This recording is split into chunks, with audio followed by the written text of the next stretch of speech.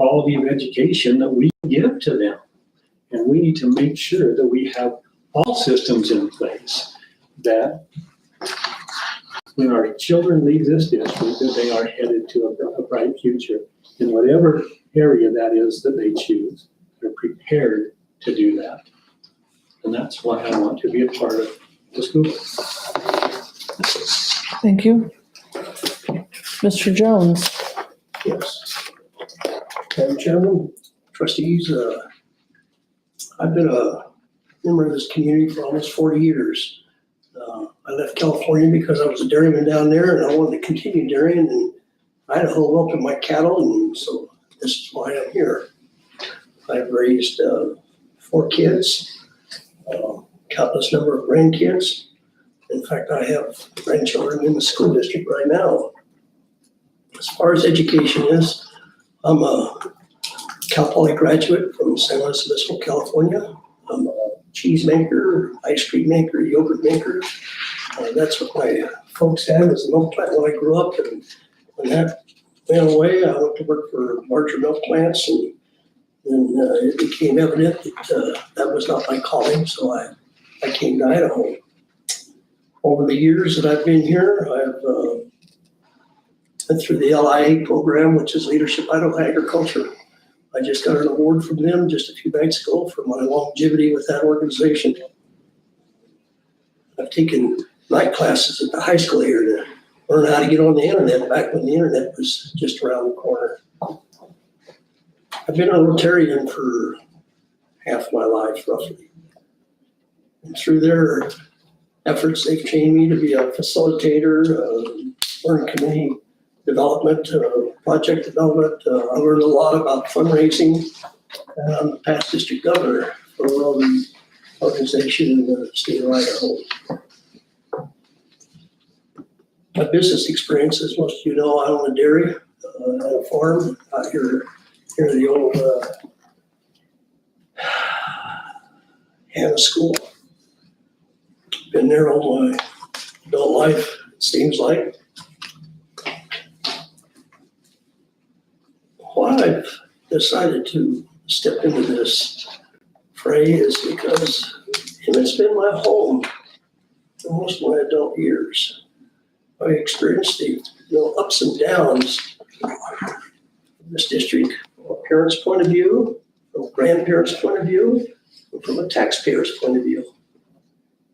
And with what we got in front of us, I see the real need for experienced leadership sitting on this body to guide this organization's school district to what I think is a possibility of one of the best futures it's had in many years. We've got 2 schools that are in real need, and as I said on the facilities committee, there's a lot of ideas out there. In fact, today I sit down and read all the responses from the survey that was sent out, and some of them were pretty good. People had some real careful thinking ideas on how to move this district forward.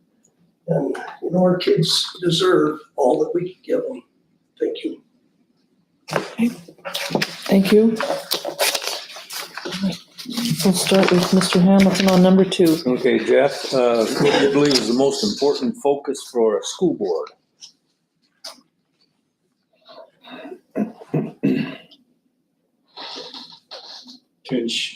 If you're going to ask for one answer, then let me explain. The most important focus of the school board is to ensure academic excellence for our students.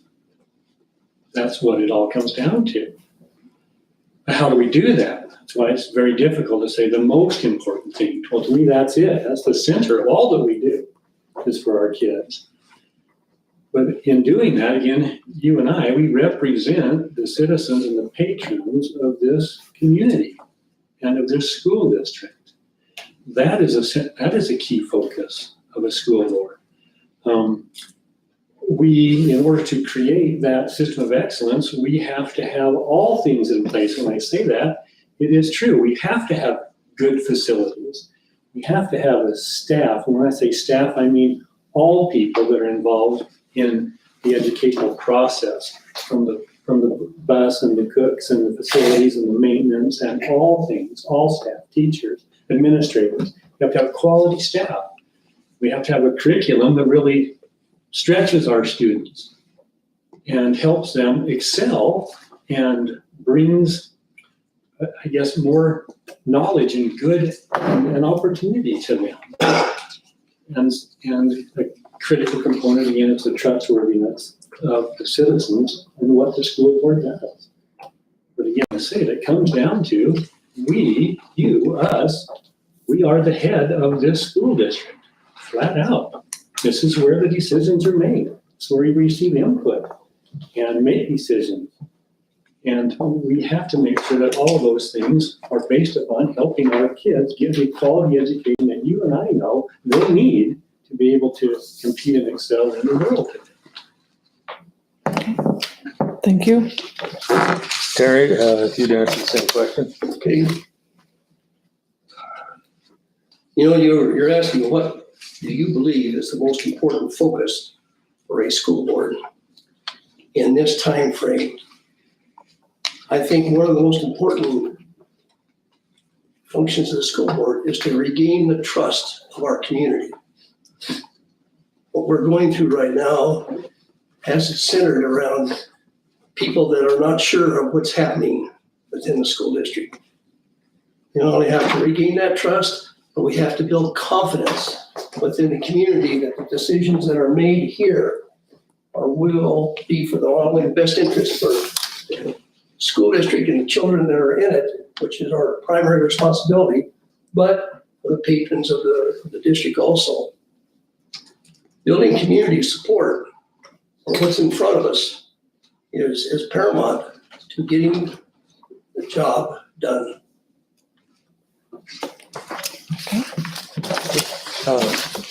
Mike? Yeah, I'm gonna echo Mr. Walker a little bit here, but obviously I think the uppermost important thing is the education for our children. And then from there, I believe the second most important thing would be the governance of the district and how the operations and making sure things are headed down the right path. And then I believe predictability, and I don't mean that in the sense of like a rubber stamp, but being consistent in our decisions and the governance of our district.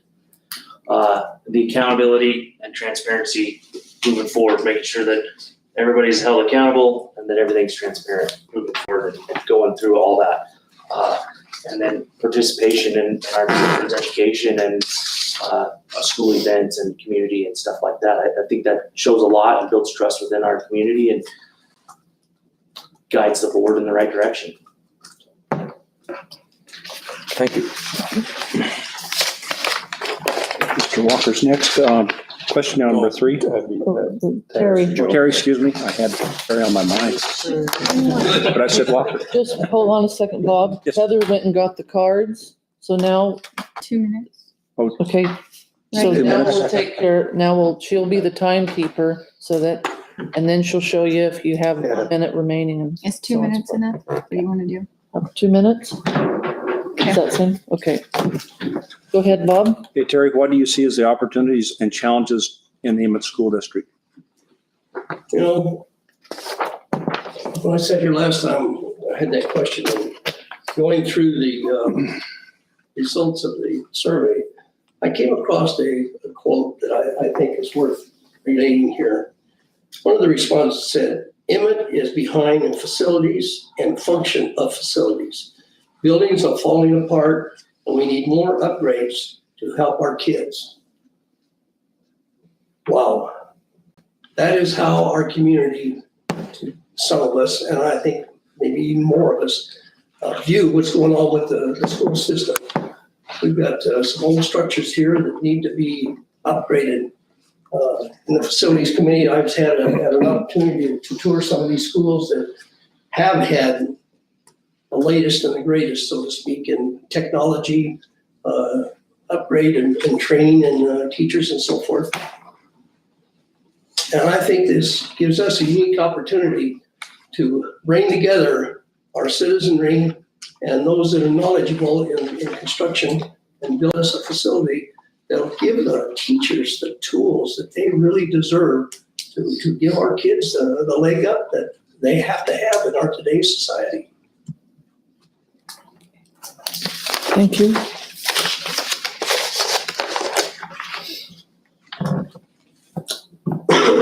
Back to me. Yes, Mr. Kimball, same question.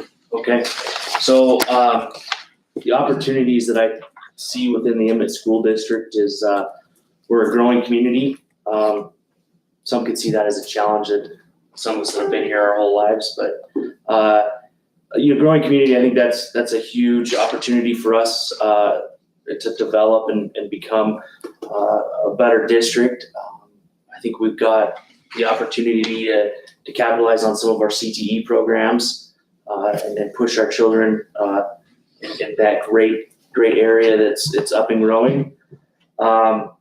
In the near future, like Mr. Jones said, is building a new facility with great technology and leading that way, whichever way we go with a middle school or high school or whatever the community decides and heads that way with. We have some of the best alumni that I believe goes unrecognized, and I think that needs to start to be brought to light. We have several classes that have graduated that we have medical doctors to lawyers to all sorts of very successful alumni that's coming out of this community, and I think that needs to be brought forth and show that we're not just a bedroom community. We've got some great leaders headed out there. Some of the challenges, I think it starts with money. We can't go. Money's always an issue. We got buildings that are breaking down and needing maintenance. And then I think a big challenge that we've got going forward is how do we compete and keep our teachers or hire new teachers in with the Ada County school districts, such as Boise and Ada West, and how do we keep and retain that, and then also bring in new talent and retain them here. I think that's a huge challenge going forward as that area grows. Mr. Walker? There's some powerful opportunities that really are available to us within the community. I think where you start with that is there has to be a united vision, and I see that as an opportunity. There's a united vision that can be promoted and embraced by the community as to where we're heading and why we're heading that direction, and what are the needs, the things that we have to have in order to accomplish the vision that is outlined with our community. There is a vision. I've seen a vision. I've read a vision. But how well is it again embraced, and how much understanding do the patrons and the citizens of this community understand about how we get to that vision? So I think there's some opportunity that lies there in helping people understand. I absolutely agree. I think in today's world, we have a great opportunity to continue to expand the career technical education programs that are there. I believe we need to continue to expand on what we have with the advanced opportunities program for those students that are really going to head towards college or actually towards a career education as well. Those opportunities are there for both, and utilize that funding that comes from our state legislature. Challenges, I think they've been very well outlined. One of the challenges is it can be an opportunity at the same time, but is to, again, rebuild a real good trusting relationship with the citizens of our community. There's an opportunity there. There's also a challenge there. And I do believe we are going to continue to see growth within the Emmett School District. Treasure Valley is growing rapidly, and that's going to transfer more and more so into our community. And so we have some challenges that lie there, and definitely our facilities are in need of some absolute repair or rebuilding or even new structures. And that will be a challenge that will be ongoing. Thank you.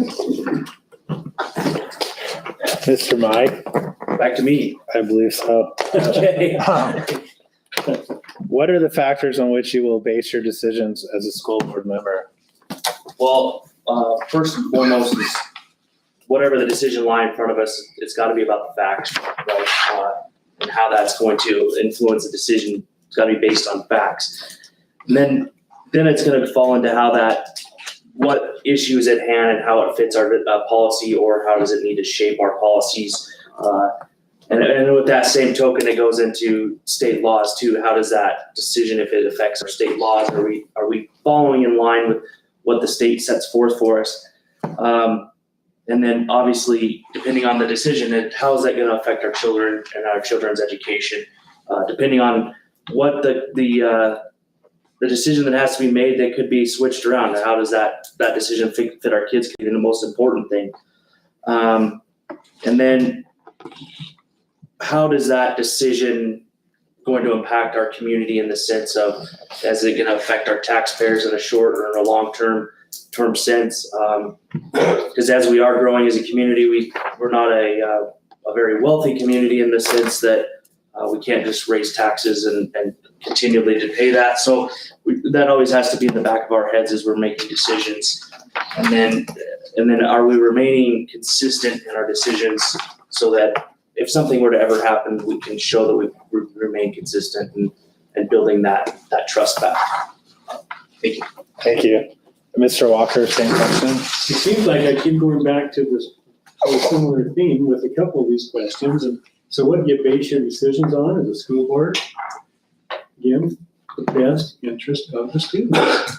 What really is in their best interest. But in conjunction with that, of course, you have to really listen to the patrons or the citizens again of our community and solicit. And I think we've done well at that in the past. I mean, having been employed to solicit knowledge and opinion and the desires of those within our community. And then you have to weigh that, obviously, with the needs of the district, again, from the facilities and the staff and the curriculum and all those types of needs, and then put a picture together to make your final decision about how do you balance that with, again, what's in the best interest of our students. I do believe that our decisions need to be based upon input and research and data that is gathered together. Data is so powerful, and I'm absolutely a supporter of making decisions based upon that input. Thank you. Terry, to you, what are the factors on which you will base your decisions as a school board member? And Chairman, trustees.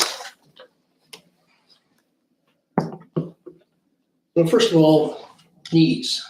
What are the needs of our district? What are the needs of our community? You know, I've seen some of these schools in other districts, and it raises the level of confidence that the community has in the product, the end product that comes out of our schools. Educating our kids, the facilities. As I toured through these facilities over the last several months, you know, you talk to the teachers and the staff, and the quality of inspiration that they bring to the classroom a lot of times has a lot to do with the quality of the facility they have. You know, you take a look at ours, and it's a challenge to our teachers. When the rooms aren't comfortable, when the facilities lack necessities of drains that aren't working or faucets that don't turn on. And you go to some other districts and you look at what they have, and, you know, my goodness, they don't have turnover in their staff and teachers. Your needs will come with results. When you fulfill those needs, what are the results? Building on those results, building on the successes from your decisions here. And most of all, the controlling of costs. We have to understand that in our citizenry, there's a lot of senior citizens on fixed incomes. And we have to sell to them the needs that this district has and the decisions that those people have to make to support us. Thank you. Okay, Mr. Walker, question number 5, report question. What do you view as the role of the superintendent? And what do you see as a relationship between the school board and the superintendent? It is a great question. Look at the second part of that. Why somebody wrote it, right? The superintendent, I view the role of the superintendent as he or she, in this case, obviously he is the source of knowledge that we absolutely depend on. Not fully, don't get me wrong, I said depend, partially on. His knowledge and expertise of the operations of a school and all that takes place within a school district. He needs to be, I think, the foremost with the knowledge of that. Superintendents definitely work a whole lot with budgets and money, and we rely upon them and the people that work with them to help us keep informed in changes that happen within legislature and within bills. Definitely, I think the superintendent is an individual that needs to build and continue to build the committees and choose people for those based upon input from us and from others to look at all the different areas of needs within a school district. The superintendent is someone I think that should be continually researching and learning about best practices. Now there's, again, when I say these things, all of us should be involved in some aspect in each of these as well. But those best practices are critical, and to gather data based upon those. And I think something, again, that's for a superintendent to help outline is again, that vision of what the school should be doing, what it should look like, the district as a whole, I mean, and preparing us with all of that information so that you and I can then make good decisions. So what is the relationship between the school board and the superintendent? The school board is the, again, highest authority within this school district. You and I make the decisions. In order to do that, we, again, must have a solid relationship with the superintendent who plays that critical role. There must be a working relationship of integrity and honesty, primarily between the school board and the superintendent, and openness in all areas, because we make the final decisions. But we need the support of the superintendent in the decisions we make, and vice versa, in order for the school district to really excel and be the type of district that we want. We have to be united when it comes down to the final decisions that are made. Mr. Jones, question? Would you like me to read it or? I've got it. Okay. Thank you. Chairman, trustees. I think the most important role that the superintendent has is to carry the mission statement on his shoulders. Emmett School District will prepare all students for individual success. That's his mandate. As a board, we expect him to be the nuts and bolts guy. He's hiring staff, directing staff, making sure curriculum is appropriate, making sure the facilities are in tune, making sure the bus shop is doing its thing. That is the job of the superintendent. When it comes to the trustees or the board, your job is threefold. One is to hire and oversee his position. Two is to have a fiduciary responsibility for the district. And three is to make the appropriate policy that brings his effort into tow. That is your board's responsibility. Thank you, Mr. Jones. Mr. Kimball? Yes, So the role of superintendent, he or she, in this case, he's the CEO of the district. He's the front runner, he's the leader, manages day-to-day, ensuring managing the staff, from top to bottom, ensuring the best education of the children is, should be at the top of that list, but, and then, obviously making sure that our budgets and everything moving forward is right, and we're running in the black and keeping everything where it needs to be. The relationship between the board and the superintendent, like Mr. Jones says, you guys, the board is the supervisor to the superintendent, and making sure that he or she's accountable, transparent with everything going forward and how the day-to-day operations are being done. And then it boils down to being transparent between the superintendent and the school board, and making sure that everything's out in the open and there's no hidden anything. It's out there, it's being able to be discussed and reviewed. And then on the same time, it's critical that the board and the superintendent act as a team. You'll get more done as a team than you will going in different directions. So ensuring that we have a great working relationship, and that's built with being transparent, honest, whatever words you want to use there to ensure that moving forward is in the right direction. Thank you. Thank you, Mr. Kimball. Question 6, I believe, we start with Terry. Is it your turn? You're the boss. I kind of got my paper mixed up. All right, question 6. How will you build consensus and support in the community around the work of the school district, including enlisting support for bond issues or public school spending from conservative voters or taxpayers with more children in the public schools?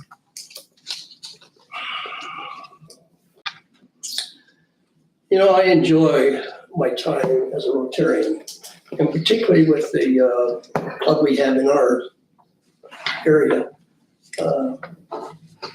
Membership is an issue throughout a lot of organizations.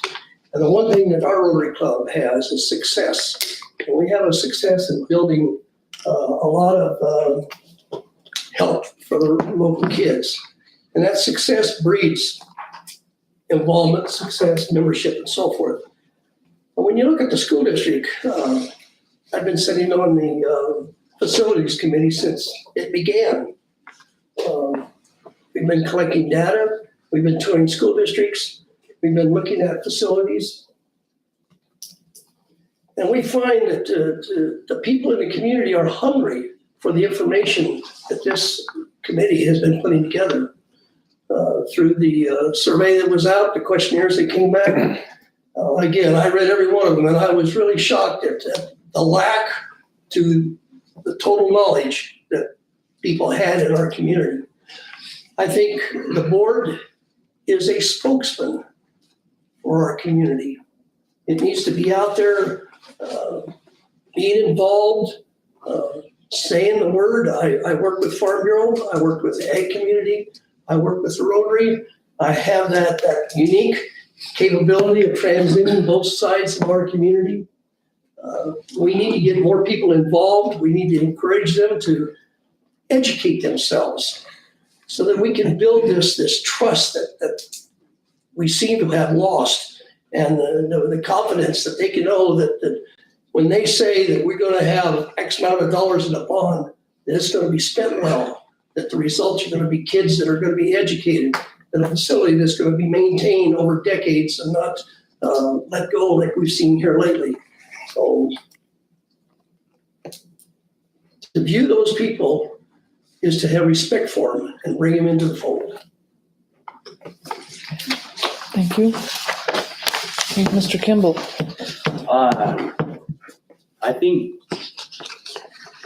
the first part of that is listening to the community and hearing what the concerns are, and also the positives. It doesn't always have to be negative. What the concerns and the needs are out in the community, and how we can shape moving forward. And not everything is achievable, but it could head down the right path. And that, with listening and showing him that you care, that helps build the trust.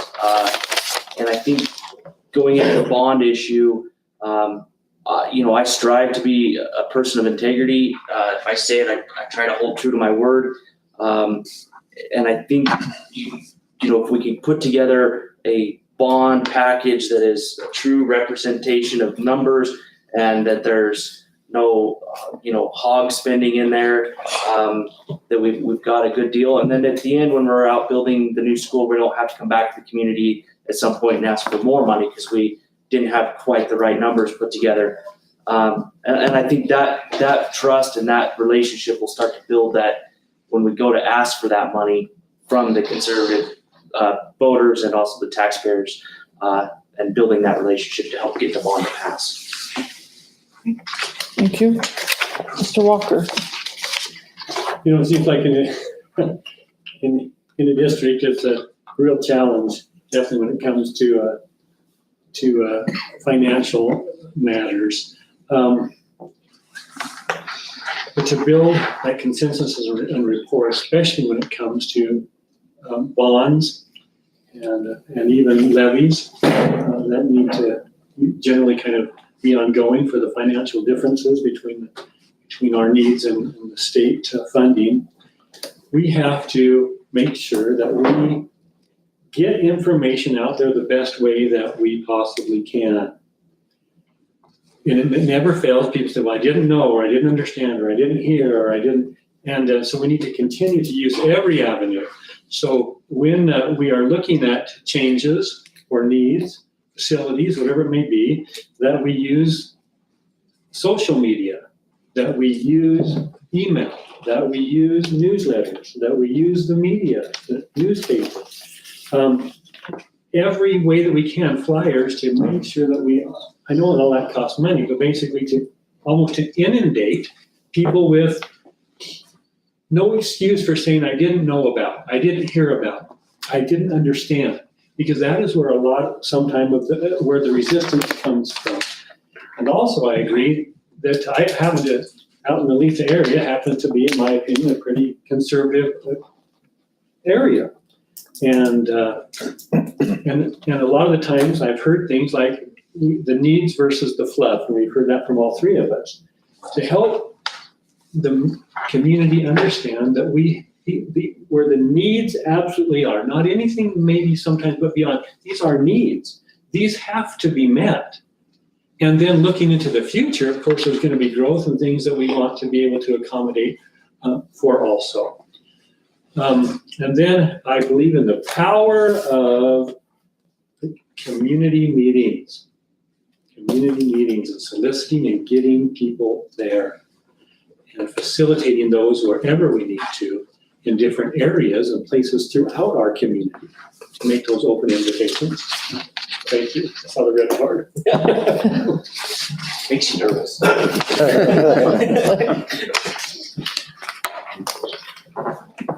Does anybody have any other questions? Mr. Hamilton? I asked this last time, Mike and Terry both answered this before, but I'm going to ask it again. Do you have any conflicts of interest or people in your immediate family who work for or have financial interests in the district? Well, my mother works for the district. As we discussed last time, I'm not 100% sure what her title is, but she works in the district office. So I apologize, I don't know the job title. You're not required to. Yes. My wife substitute teaches. That is the extent of any family involvement within the district. I have no family relations working within the school district. Thank you. I will ask a question, Madam Chair. Go ahead. So we have two candidates that have children in the school district at this time, Mr. Kimball, Mr. Walker. Yes. Both have children still in the school district. Oh, yeah, that's they're on the floor. Yes, I have 3 children at Shadow View Elementary. I have children at all levels. From over at Shadow Butte and in the middle school, and a daughter that's a junior, still in the high school. Mr. Jones, Grandkids, grandkids? Yep. All right, thank you. and a foreign exchange student.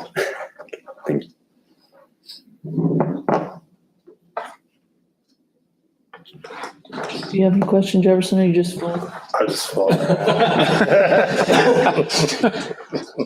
I have a question. Are any of you involved or have been involved in any programs for kids? Like coaching or tutoring or? I'll Go start ahead. if that's all right, Madam Mhm. Chair. So like I said earlier on, recently appointed for the ADSC, which is, helping guide, I guess they're not really children at this point, but school, young adults at the college level into geotechnical engineering or into geotechnical career-wise, through scholarship, through speaking at different universities through the state of Idaho, and then also breaking down going into like the CTE programs if the school districts offer that. For example, working with the PERTA board in the near future to come in and discuss what those options are and how we can either do a presentation or however we can fit that in, because there's great opportunities for scholarships and whatnot. And then chasing my kids around in all their activities is kind of what I do outside of that. Mr. Walker? Would you pose the question again, please? Yes, if you have been involved in the past or are currently involved in programs for kids like coaching or being a tutor Yeah, or working. I have.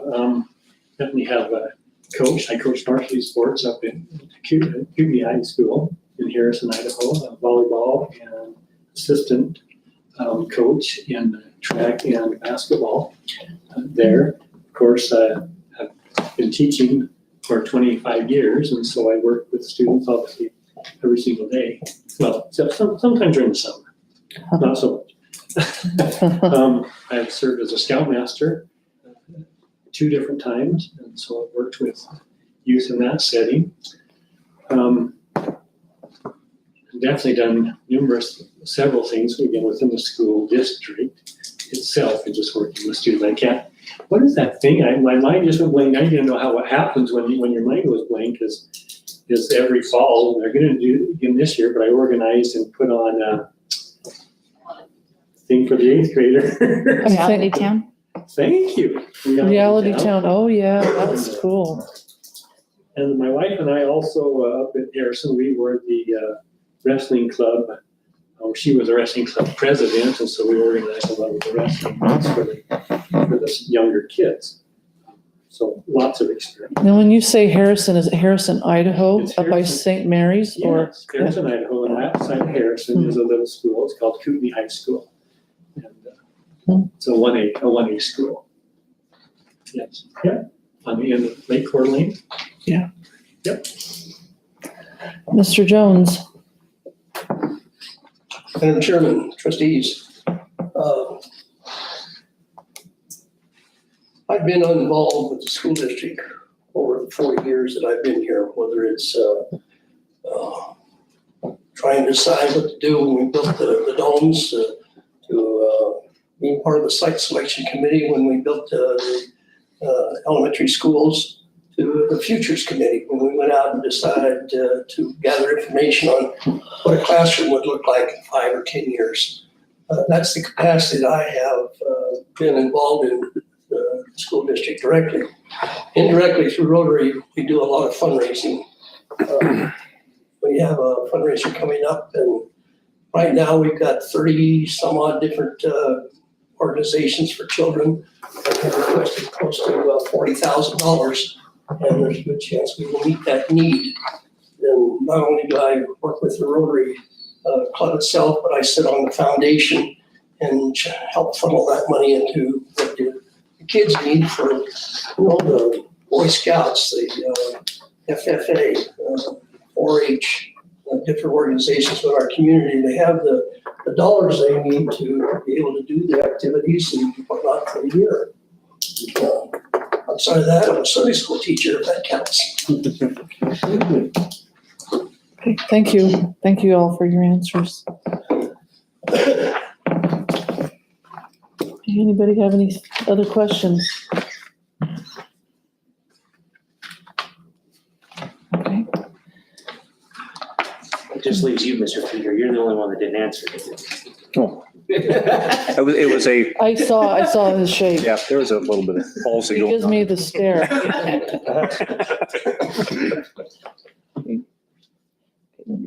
Are we ready? We need to make a motion to appoint trustee vacancy. Madam Chairman, I would move to appoint Terry Jones to the vacant position. Is there a second? Okay, I'll second.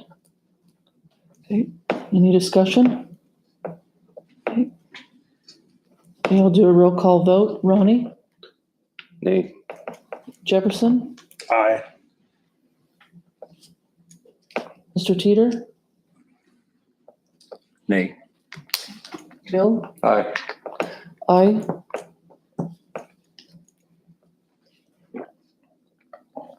What's that? It's 3-2. Okay. So, Mr. Jones, Adam, congratulations. thank you. Thank you all. Thank you for coming here and making an effort. I do appreciate the folks that, I really would have been pretty comfortable with any of you, I think. I appreciate it. Thank you. More willingness to do that. Welcome. Thank you. We need to make a motion to adjourn. I have a motion to adjourn. Second it. All those in favor say aye. Second. Aye. Aye. Okay. Thank you for the opportunity. Thank you. Thank you very much.